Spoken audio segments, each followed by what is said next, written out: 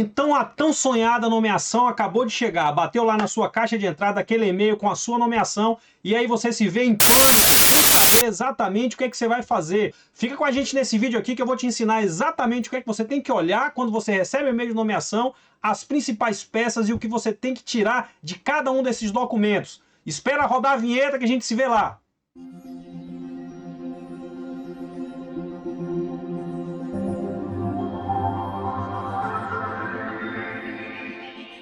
Então, finalmente chegou o seu e-mail. Você está ali em pânico, assustado, sem saber o que é que você vai fazer depois que chega o trabalho. Primeiro, inicialmente é importante a gente dizer o seguinte: essa nomeação ela vai chegar para você basicamente de duas formas.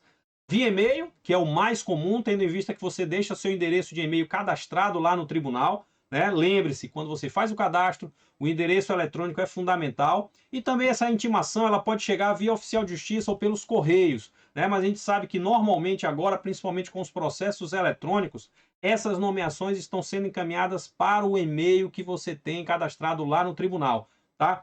E depois que você recebe esse e-mail, o que é que você tem que fazer? Basicamente o seguinte, olha, planejar, tá? Planejar. Chegou esse e-mail, você vai ter que planejar o seu trabalho, porque a partir desse planejamento você vai desenvolver o quê?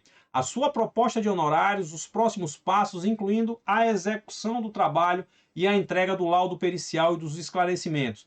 Mas quais são os documentos, professor, que eu tenho que examinar de imediato quando eu recebo o meu e-mail de nomeação? Basicamente o seguinte, olha, a gente vai fazer uma viagem aqui, tá? Essa ideia aqui é justamente para trazer para vocês o que? Olha, você vai ter que examinar basicamente alguns documentos que são fundamentais, que são as decisões judiciais que estão no processo, tá? Quesitos que foram eventualmente apresentados pelas partes e pelo juízo, tá? E as petições, tá? Então, basicamente são esses documentos aí que você vai examinar, procurar as decisões judiciais, os quesitos e as petições. Tá? Mas o que é que eu extraio desses documentos, professor? Vamos lá. As decisões, basicamente, você tem o quê? Você tem decisão de saneamento, decisão de nomeação e a decisão de mérito. Então, são basicamente esses três tipos de decisões aí que você vai ter que buscar no processo. A decisão de saneamento é fundamental. Ela está prevista lá no artigo 357 do CPC. Tá? E essa decisão de saneamento ela tem qual finalidade? Qual a ideia dessa decisão de saneamento? É organizar o processo, tá? Organizar aqui o processo. E não é só organizar o processo. Essa decisão de saneamento, né, além de, como eu falei, dar uma organizada aí do ponto de vista administrativo no processo, ela também vai defender, olha, vai definir todas as questões de direito e todas as questões de fato que são fundamentais para serem discutidas naquele processo, que são as questões controvertidas, tanto sob o ponto de vista do direito, quanto sob o ponto de vista do fato. Tá? Então, essa decisão de saneamento ela vem para quê? Para organizar o processo do ponto de vista administrativo, né? Alguns atos que estejam pendentes, e o juízo, nessa decisão, vai definir as questões de direito e as questões de fato. Professor, o juízo tendo dúvida, né, sobre as questões de direito, o que, é que ele vai ter que fazer? Aí o problema é dele, ele vai ter que estudar doutrina, legislação, jurisprudência, vai ter que refinar o seu conhecimento jurídico sobre aquele assunto que está sendo colocado para ele. Tendo dúvidas sobre o fato, né? Tendo dúvida sobre o fato, nessa decisão de saneamento, o juiz vai ter que fazer o quê? Vai ter que definir quais os tipos de provas que serão produzidas no processo com a finalidade de quê? De exatamente dirimir essas dúvidas sobre esses fatos, tá? Sobre os fatos que são considerados controvertidos. Então a gente tem aqui, olha, alguns exemplos, né? Por exemplo, numa perícia financeira, o juízo pode se perguntar, né, a controvérsia que está sendo colocada ali pelas partes, né, se as parcelas do empréstimo, de um empréstimo que foi contraído, se elas foram calculadas de acordo com a taxa pactuada no mercado. Não, desculpe, com a taxa pactuada no contrato. Né? Esse é o primeiro ponto que pode ser discutido ali no processo, do ponto de vista fático. Afinal de contas, essa taxa que está rodando ali, as prestações que estão sendo pagas, ela está de acordo com a previsão contratual? Primeira discussão, é o fato que pode ser levado para o processo. Um outro exemplo aqui, olha, se essa taxa de juros do contrato, se ela está dentro da taxa média de juros do mercado, também é uma outra discussão muito comum, no âmbito da perícia financeira. Considerando aqui, por exemplo, uma perícia contábil financeira, a gente tem o quê? Discussões sobre haveres, né? Qual o valor dos haveres que vão caber, que caberiam a um sócio que saiu de uma empresa, né? Então, esses pontos aí podem ser objeto de discussão, esses fatos podem ser objeto de discussão no processo, tá? E aí, nessa decisão de saneamento, você vai extrair essas informações e fazer ali um trabalhozinho, né?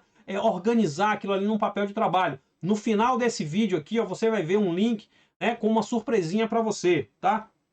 Depois dessa decisão de saneamento, né, basicamente pode acontecer o quê? A decisão de nomeação. Afinal de contas, o juízo já definiu que ele precisa de prova pericial para definir, para resolver aqueles aspectos fáticos que estão lá no processo. Então, o que diz ali o artigo 465 do CPC? Basicamente o que? Olha, o juízo vai nomear um perito especializado no objeto, tá? Vai definir o prazo e, além do mais, olha, o juiz ele pode apresentar nessa discussão aqui, nessa decisão de nomeação, não só o prazo, mas os quesitos que ele precisa que sejam esclarecidos, tá? E ele pode definir os honorários ou abrir o prazo ali para que o perito se pronuncie sobre a sua proposta de honorários. Então o juízo já pode fixar os honorários ali, né? Em que, embora o próprio código diga que o perito é que tem que apresentar a sua proposta de honorários, ele tem que ser intimado para isso, mas não se assuste, se você receber uma intimação, né, já com o valor dos honorários fixados, a gente vai falar sobre isso aqui um pouquinho mais lá na frente, tá? Que você pode e deve apresentar a sua proposta de honorários. E essa decisão de nomeação, ela já pode estar lá dentro da própria decisão de saneamento, né?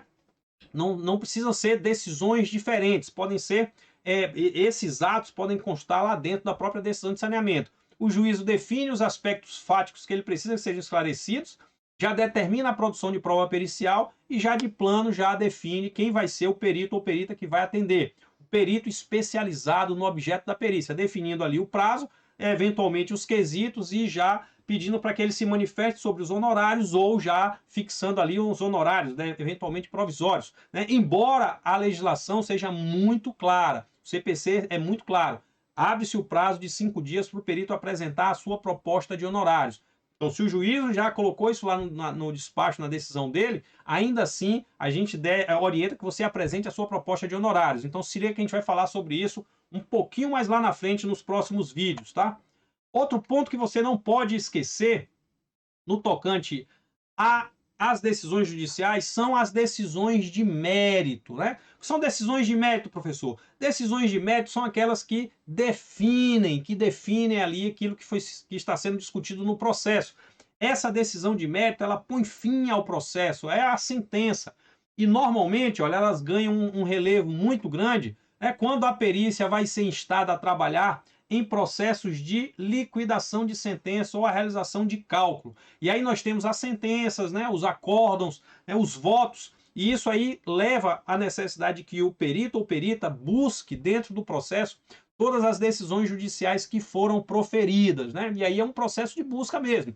Você está começando a receber a sua nomeação, tá? Busca primeiro ali as decisões judiciais. A gente já falou saneamento, né? Decisão de nomeação, te nomeou, né? E se for um processo que você esteja sendo chamado a atuar para liquidar uma sentença, fazer um cálculo, é fundamental que você busque todas as decisões de mérito que existem lá dentro do processo, tá? As sentenças, tá? E os acórdãos que são proferidos pelas instâncias superiores. E esses acórdãos são compostos de votos, né? Então é importante que você busque essas decisões. E o que é que você vai extrair dessas decisões? Basicamente o quê? Você vai ler o relatório, né? Que a gente já tem vídeos aqui falando sobre o que é que compõe as partes que compõem uma decisão judicial, né? No relatório você tem ali, ó, o resumo do processo, tá? As fases e as principais ocorrências dentro do processo. Então você já se situa, você já faz essa leitura, já fica situado sobre os fatos, quem são as partes, o que é que eles estão discutindo ali de aspecto controvertido, né? A fundamentação,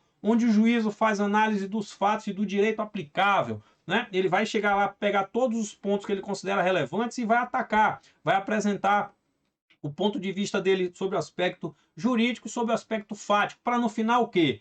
Apresentar no dispositivo a declaração final daquilo que foi decidido, né? E aí, só um parêntese, que é o que faz coisa julgada na decisão judicial de mérito, na sentença, é o dispositivo, é o que está lá no final, tá? Então, dessa decisão judicial, você vai pegar o quê? Você vai pegar essas decisões judiciais, vai fazer uma análise sistematizada dela, do conteúdo dessas decisões, porque aquilo que foi proferido na sentença pode ter sido alterado, né, num embargo que foi apresentado, num acórdão, né, o acórdão lá no tribunal, no âmbito do tribunal, né? Então, os votos que compõem esse acórdão também são importantes serem analisados, tendo em vista que o acórdão ele é uma decisão colegiada, né, de desembargadores ali ou de ministros, dependendo do âmbito da justiça, se é ali no segundo grau ou nos tribunais superiores. Então, pego dessas decisões judiciais ali, olha, decisão de saneamento, aspectos fáticos ali que são controvertidos, tá? Decisão de nomeação também, tem que ter esse resumo ali do objeto, inclusive os aspectos controvertidos, e se for uma perícia para liquidação, né, de sentença, ali, o cálculo, tá? Você tem que ler o dispositivo, principalmente o dispositivo, amarrar com a fundamentação e fazer a leitura do relatório para que você entenda ali tudo que está sendo discutido no processo, tá? Depois de você já ter lido ali, olha, as decisões judiciais, tá? O que é que você vai fazer agora?